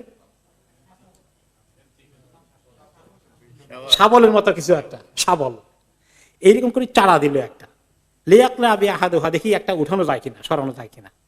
ফালাম্মা তাহাররাকাল হাজার তানাক্কাসাত মাক্কাতু বিআসরিহা, যখন ওখানে চারা দিল, পাথর একটু নড়লো ঠিকই, কিন্তু গোটা মক্কা শহরে মনে করেন একটা ছোট ভূমিকম্প হয়ে গেল। ফান্তাহু আন যালিকাল আসাস, খবর তারা আর আগাইও না, এটা ধরা যাবে না, এটা ধরলে সে ভূমিকম্প নাজিল হয়ে যাবে। তো জানে তো যে এই ঘর তো ইব্রাহিম আলাইহিস সালামের ইতিহাস, আর ইব্রাহিম আলাইহিস সালামের ইতিহাস তো আল্লাহ তাআলার সঙ্গে সম্পর্ক, এখানে সামথিং অন্যরকম আছে, এটা বুঝে। এখন মক্কার সবাই এই ঘরের নির্মাণ কাজে অংশগ্রহণ করতে, কুরাইশদের বিশেষ করে লিডারগুলো সবাই আসছে, কারণ এটা শরফ, এটা একটা ফজিলত, এটা একটা মর্যাদা। এই ঘরে তারা ফিজিক্যালি সবাই এটাকে ভাঙার কাজে আছে, এবং তারপর নির্মাণের কাজে আসলো। তো নির্মাণ করবে যে কবিলা, উপকবিলা, কবিলার বিভিন্ন গোত্রের উপগোত্র, এগুলো তো এখন তো মানুষ তো অনেক, এখন সবাই কে কোনটা করবে, কোন দিকে ধরবে, এই যাতে বিশৃঙ্খলা সৃষ্টি না হয়ে যায়, কেউ বেশি করবে, কেউ কম, কেউ জায়গায় পাবে না, আমাকে করার জায়গায় দেয় না, সেই সব একলাই করে, এগুলো নিতে আবার দরবার শুরু হয়ে যাবে। তখন তারা ঠিক করলো যে এই কবিলা এই অংশ, এই কবিলা এই অংশ, এই কবিলা এই অংশ ভাগ করে দিল, কারণ এই ঘরের বরকত এবং শরফ এবং মর্যাদা কেউ মিস করতে চায় না। তো এভাবে তারা ভাগ করে নিয়ে নির্মাণের কাজ প্রায় শেষ হয়ে গেল। এমনকি স্বয়ং রাসূলুল্লাহ সাল্লাল্লাহু আলাইহি ওয়াসাল্লাম বনি হাশেমের যে অংশ ওনা তৈরি করার জন্য উনি সহ দায়িত্ব পালন করলেন। উনি এবং আব্বাস রাদিয়াল্লাহু আনহু, যিনি ওনার চাচা, বয়সে একটু বড়, কাছাকাছি বয়সে, এই সময় নবী করিম সাল্লাল্লাহু আলাইহি ওয়াসাল্লামের বয়স ছিল 35 বছর, নবুয়ত পাওয়ার 5 বছর আগের ঘটনা। ওকে, নবী করিম সাল্লাল্লাহু আলাইহি ওয়াসাল্লাম নিজে পাথর আনতেন এবং আব্বাস, দুইজনে শেয়ার করে আনতেন। কতক্ষণ তিনি টানতেন, কতক্ষণ আব্বাস টানতো, কারণ ওই দূর থেকে আনতে হতো পাথরটা। যেখান থেকে ওনারা পাথর এনেছিলেন, পাথরের ওয়াল করা আর কি, পাথরের ওয়াল করে, পাথরের পাথর দিয়ে ওয়াল করে তারা তখন এই দেওয়াল খাড়া করিয়েছিলেন। এই পাথরকে বলা হয় জাবালে মক্কা। একটু দূরে যেটাকে, যেখানে এখন ওগুলা ভেঙে চুরে হোটেল টোটেল হয়ে গেছে, ওখান থেকে আনতেন। তো কাঁধে করে আনতে ওজনী পাথর, বেশ কষ্ট হতো। এখন কাঁধের মধ্যে ছোট্ট এক টুকরা গামছার মতো কাপড় দিয়া এর উপরে পাথর রেখেছেন। এখন আব্বাস রাদিয়াল্লাহু আনহু দেখলেন যে নবী করিম সাল্লাল্লাহু আলাইহি ওয়াসাল্লাম কষ্ট হচ্ছে, কাঁধের মধ্যে ব্যথা পাবেন, দাগ পড়ে যাচ্ছে। তিনি বলেন যে শোনো, তোমার পেছনের যে তহবান্ত আছে, ওনারা পড়তেন কিন্তু তখন এক ধরনের লুঙ্গি, খোলা লুঙ্গি, চাদরের মতো। তো বলে এর একটা অংশ উঠাই এখানে দাও। অংশ উঠাই দিয়ে এখানে দেওয়ার পরে কিছুক্ষণ পরে ওনার মানে এই সতরটা আনকভার হয়ে গেছে। আর তখন তিনি এই মানে বেহুশ হয়ে গেছেন, বেহুশ হয়ে পড়ে গেলেন। এরপরে আবার দৌড়ে আসলেন, কাপড় ঠিক করে দিলেন। তারপরে বললেন, তিনি যখন বলেছিলেন, আরেক রেওয়ায়েতে আসছে, এই জাল ইজার কালা রাকাবাতিকা, তোমার কাপড়ের অংশ কিছু তুমি ঘাড়ে দিয়ে দাও, ঘাড়ে ব্যথা পাবে। আর এইটা যেটা দিতে গিয়েছেন, ফাখার ইলাল আরদ, জমিনে তিনি বেহুশ হয়ে পড়ে গেলেন। অতমা হাত আইনা হইলা সামা, চোখ দুটো উল্টে আকাশের দিকে তাকানো শুরু হয়ে গেছে। আব্বাস তো ভয় পেয়ে গেলেন, কি হয়েছে তোমার? বলেন, আরে নি ইজারি ফাসাদাহু আলী, আমার নিচের কাপড় ঠিক করে দেন, নিচের কাপড় ঠিক করে দেন। মানে একটুখানি সামান্যের জন্য এই জাতীয় কিছু হয়ে গেলে উনি এটা টলারেট করতে পারতেন না। আল্লাহ তাআলা ওনার শারাফতকে কায়েম রাখার জন্য এরকম ব্যবস্থা করেছেন। এভাবে করে কাজ কমপ্লিট হয়ে গেল। এখন বাকি থাকলো হাজারে আসওয়াদ। এটাকে কোথায় রাখা হবে, কেমন, মানে যে জায়গায় রাখবে, কে রাখবে? এটা তো আর এত 100 জনে মিলে তো রাখতে পারবে না, বা কয়েকশো জন কবিলা সবাই রাখতে চাইবে, কি করা যায়? এটা নিয়ে অনেক দরবার হচ্ছে, প্রায় 4 দিন চলে গেল, কোনো তারা ফয়সালা করতে পারছে না, কেউ ছাড় দেবে না। এখন এক পর্যায়ে মানে যাকেই বাদ দেওয়া হবে সেই এটার জন্য যুদ্ধ করবে, মক্কায় একটা যুদ্ধ হয়ে যাবে, এমন অবস্থা হয়ে গেল। মাকাসাত কুরাইশুন লিযালিকা 4 লায়ালিন আও 5, কোন কোন রিওয়ায়াতে 4 দিন গেল, কোন কোন রিওয়ায়াতে 5 দিন গেল। এটা দরবার মিটানো যাচ্ছে না। তো একদিন আবু উমাইয়া ইবনুল মুগীরা আল মাখজুমি, ইনি হলেন উম্মে সালামা রাদিয়াল্লাহু আনহার পিতা, খুব মুরব্বী ছিলেন। ওনার ওই সময় তিনি কুরাইশদের মধ্যে সবচেয়ে প্রবীণ, সবচেয়ে বড় মুরব্বী এবং খুব জ্ঞানী লোক ছিলেন। তো উনি একটা ফয়সালা দিলেন যে, শোনো ইয়া মাশারা কুরাইশ, কুরাইশ বংশের লোকেরা আমার কথা শুনো, ইজআলু বাইনাকুম ফীমা তাখতালিফুনা ফীহি, তোমরা যে বিষয়ে ইখতিলাফ করছো, ঝগড়া করছো, বাদানুবাদ হচ্ছে, কোনো ফয়সালা আসতে পারছো না, আমার পরামর্শটা শুনো। আউয়ালা মান ইয়াদখুলু মিন বাবি বনি শাইবা, বনি শাইবা দিয়ে আগামীকাল সকালে ভোরে যে ব্যক্তি প্রথম ঢুকবে তাকে তোমরা ধরো, ওকে তোমরা ফয়সালাকারী হিসাবে মেনে নাও। সে যে ফয়সালাটা দিবে সবাই যেন সেই ফয়সালা একমত হয়ে যায়। আর কতদিন তোমরা এরকম তর্ক বিতর্ক, তোমাদের মধ্যে ঝগড়া লড়াই চলবে, এতে অ্যাগ্রি করো। তার মাথায় এই বুদ্ধি বা আসলেই কেমনি, আল্লাহ তাআলা দিয়ে দিয়েছেন, কোন কাজে কাকে কাজে লাগাবেন। সবাই বলে ঠিক আছে, ভালো হয়েছে, আর কত ঝগড়া করবো। আগামীকাল সকালে যে বেচারা সবার আগে আসে, উঠে ঘুম থেকে উঠে আল্লাহ ঘরের দিকে আসে, তাকে আমরা সবাই মানবো যে আপনাকে মানলাম, আপনি যে ফয়সালা দিবেন আমরা সেই ফয়সালা অ্যাগ্রি করবো। সবাই অ্যাগ্রি করে ফেলেছে। ওকে, ফাআশখাসু আবসারহুম ইলা বাবিল মসজিদ, এখন সবাই এই মসজিদের গেটের দিকে আসতেছে। ওয়াশআবাতিল আনাফ ইলা মান ইয়া তরা ইয়াকুন হাদা দাখিল, কে হবে সর্বপ্রথম আজকে এখান দিয়ে ঢুকবে। এখন কেমনে আল্লাহ তাআলা নবী করিম সাল্লাল্লাহু আলাইহি ওয়াসাল্লামের দিলের ভিতরে ঢুকাই দিলেন। উনি সবার আগে উনি এসে ঢুকলেন, বনি শাইবার গেট দিয়ে ঢুকলেন। সবাই দেখে বললেন, হাদাল আমিন রাদিনা হাদা মুহাম্মদ, আরে এই তো সবচেয়ে যাকে আমরা আমিন বলি, বিশ্বস্ত, এই তো মুহাম্মদ এসে গেছে। এই বেচারা তো কারোর প্রতি তার কোনো, সে নিরপেক্ষ ফয়সালাই দিবে, ঠিকই আছে। এর মতো আর ভালো মানুষ তো যেহেতু আমাদের সমাজে আর নাই, এই বেচারা যে ফয়সালা দেয় আমরা মেনে নেব। উনি কিন্তু জানেন না ঘটনা, তাদের দরবার হয়ে গেছে লিডারদের মধ্যে, উনি তো লিডার না। এমন নয় যে উনি এই কথা শুনে সবার আগে আসছেন, তিনি এই প্ল্যান করে, আল্লাহ তাআলা ওনাকে নিয়ে আসছেন। তখন তিনি বললেন, আচ্ছা ঠিক আছে, তাহলে এক কাজ করো, হালুম্মা ইলাইয়া সাউবান, একটা বড় কাপড়ের টুকরো আমার জন্য নিয়ে আসো, আর তোমরা সমস্ত লিডারগুলো যারা আছে, কয়টা কবিলার লিডার, সবগুলো লিডার আমার পিছনে পিছনে আসো।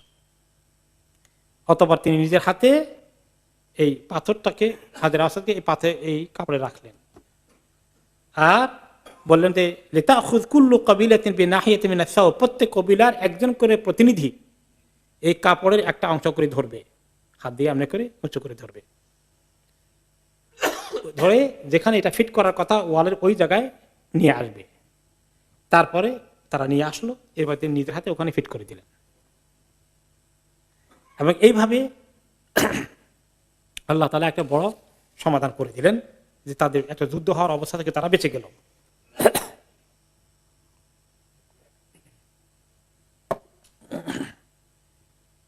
কাবা ঘরে যখন তারা খরচের জন্য গেল, টাকা পয়সা কালেকশন করতে গিয়ে সেখানে তারা বলে দিল যে এই কাবা ঘরে সবাই হালাল পবিত্র টাকা দিতে হবে, যারা বেশ্যাখানা চালায় তাদের পয়সা নেওয়া যাবে না, যারা সুদ খায় তাদের পয়সা নেওয়া যাবে না, যারা মদ বিক্রি করে তাদের পয়সা নেওয়া যাবে না, এই সমস্ত কিছু অনেক কিছু। এখন করতে করতে দেখা গেল যে কাবা ঘরটা একটু উঁচু না করলে মুশকিল, ওয়াল টপকিয়ে তখন চোর গিয়ে অনেক কিছু চুরি করে নিয়ে গিয়েছিল। তখন ছিল 9 গজ উঁচু ছিল, ইসমাইল আলাইহিস সালামের যেটা সময় থেকে যেটা বানানো হয়েছে, 9 গজ উঁচু ছিল ওয়ালটা, এবং 2টা গেট ছিল তখন। এখন যে গেটটা আছে দেখেন আপনারা, এটার অপোজিট সাইডে আরেকটা গেট ছিল, এক গেট দিয়ে ঢুকতো আর এক গেট দিয়ে বাইরে হতো। কিন্তু এখন নবী করিম সাল্লাল্লাহু আলাইহি ওয়াসাল্লাম পরবর্তী পর্যায়ে তিনি তারা যেটা করলো, তাদের টাকা কুলায় না বিধায় তারা তখন শেষ পর্যন্ত কিছু অংশ বাদ দিল, পুরোটা খরচ করা টাকা তাদের নাই। নবী করিম সাল্লাল্লাহু আলাইহি ওয়াসাল্লাম মা আয়েশার হাদিস বর্ণনা করেছেন যে মা আয়েশা বলেন, সাআলতু রাসূলুল্লাহ সাল্লাল্লাহু আলাইহি ওয়াসাল্লাম আনিল জাদার আমিনাল বাইতি হুয়া, আমি নবী করিম সাল্লাল্লাহু আলাইহি ওয়াসাল্লাম জিজ্ঞেস করলাম, এই যে হাতিম গোল করে দিয়ে রাখা হয়েছে, এই অংশটা দেওয়াল দিয়ে রাখা হয়েছে, এটা কি আল্লাহর ঘরের অংশ না এর বাইরে? ক্বালা নাম হুয়া মিনাল বাইত, এটা তো আল্লাহর ঘরের অংশ। কুলতু ফালিমা লাম ইউদখিলুহু ফিল বাইত, তাহলে এটাকে তারা ঘরের মধ্যে না ঢুকাই বাইরে করে রাখছে কেন, আঙ্গিনার মতো করে দিয়ে? ক্বালা ইন্না কাউমাকি কাসুরাত বিহিমুন নাফাকা, তোমার এই জাতি গোষ্ঠী কুরাইশ বংশের লোকদের পয়সা করে কুলালো না পুরোটাকে ঘর বানানোর জন্য, কিছু অংশ বাদ দিয়ে যতটুকু টাকা কুলিয়েছে ততটুকু বানালো। কুলতু ফামা শাআনু বাবিহি মুরতাফিআন, এখন এই যে ফ্লোরটা একটু উঁচু করেছে এবং ঢুকার জন্য ঘরে যেভাবে স্বাভাবিকভাবে মানুষ হয়তো 1 সিঁড়ি 2 সিঁড়ি দিয়ে ঢুকে, এরকম না, বেশ উঁচু করেছে কেন? আর উঁচার জন্য আবার আলাদা সিঁড়ি বসাইতে হয় এরকম করে, অথবা ল্যাডার লাগে, এরকম উঁচু করেছে কেন? বললো যে ফাআলা যালিকা কওমিকা লিয়াদখুলু মান শাআউ ওয়া ইয়ামনাউ মান শাআউ, তারা 2 কারণে করেছে। একটা তো হলো চোর যাতে সহজে না ঢুকতে পারে সিঁড়ি না থাকলে, 2 নম্বর হচ্ছে সবাই যাতে না ঢুকতে পারে, কুরাইশ লোকেরা কন্ট্রোল করবে কাকে ঢুকাবে কাকে ঢুকাবে না, তাদের হাতে কন্ট্রোলটা থাকলো। ওকে, এখন আমার মনে চাচ্ছিল যে এই কাবা ঘরের এই উঁচু, এত উঁচুটা বাদ দিয়ে একটু নিচু করে দিয়ে, যাতে মানুষের উঠতে কেউ ঢুকতে চাইলে ইজি হয়, আর 2টা গেট করে দিতাম, এক গেট দিয়ে ঢুকে আর এক গেট দিয়ে বাইর হয়ে যাবে, আর ওই বাকি অংশটাকে আল্লাহর ঘরের ভিতরে ঢুকাই ফেলতাম। এটা আমার খুব মনে চাচ্ছিল ফাতে মক্কার পরে এই কাজটা করার জন্য, মক্কা বিজয়ের পরে। তো কেন করবেন না ইয়া রাসূলুল্লাহ? এই জন্য করবো না যে তোমার কওম কুরাইশ বংশের লোকেরা কেবল সেই দিন ইসলাম কবুল করছে, এখন আমি যদি কাবা ঘরের এই স্ট্রাকচার চেঞ্জ করে ফেলি, ওইদিকে হাতিমকে ঢুকাই, ফ্লোরকে নিচু করে দিয়ে আর একটু মাটির লেভেলের কাছাকাছি নিয়ে আসি, দরজা 2টা করি, বলে দেখো মোহাম্মদ আমাদের কিচ্ছু ঠিক রাখ না, সব উল্টাবে খালি তার কাজ, আল্লাহর ঘরটারেও সে উল্টা পাল্টা করে তার মন মতো স্ট্রাকচার করছে, এটা নিয়ে খামাকে একটা ফিতনা করবে।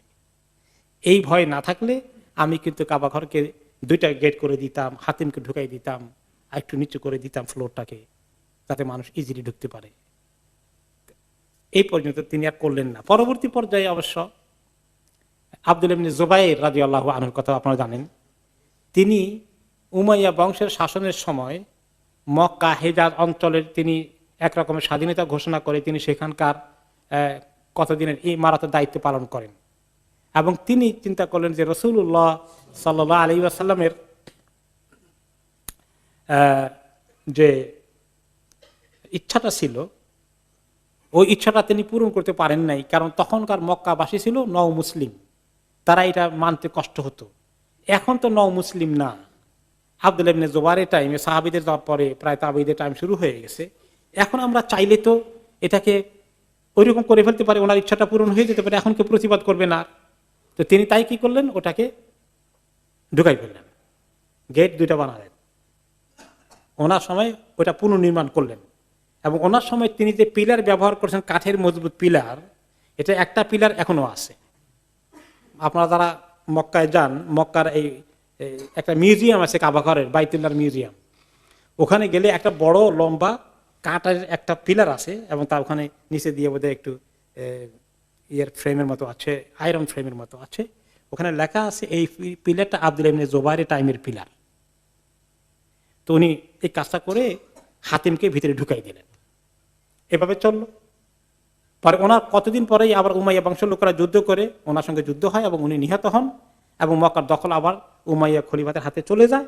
তারা তখন এসেই প্রথম কাজ কি করলো, যে আব্দুল্লাহ ইবনে জুবাইর যে কাজ করছে এটার উল্টাও, আবার হাতিম বানাও, আবার যেভাবে ছিল এই দুই দরজা জায়গা এক দরজা করো, আবার উঁচু করো ফ্লোর, সব উল্টাই ফেললো। এভাবে উমাইয়া বংশের শাসন পর্যন্ত এভাবে চললো। উমাইয়া বংশের শাসন ছিল প্রায় 99 বছর।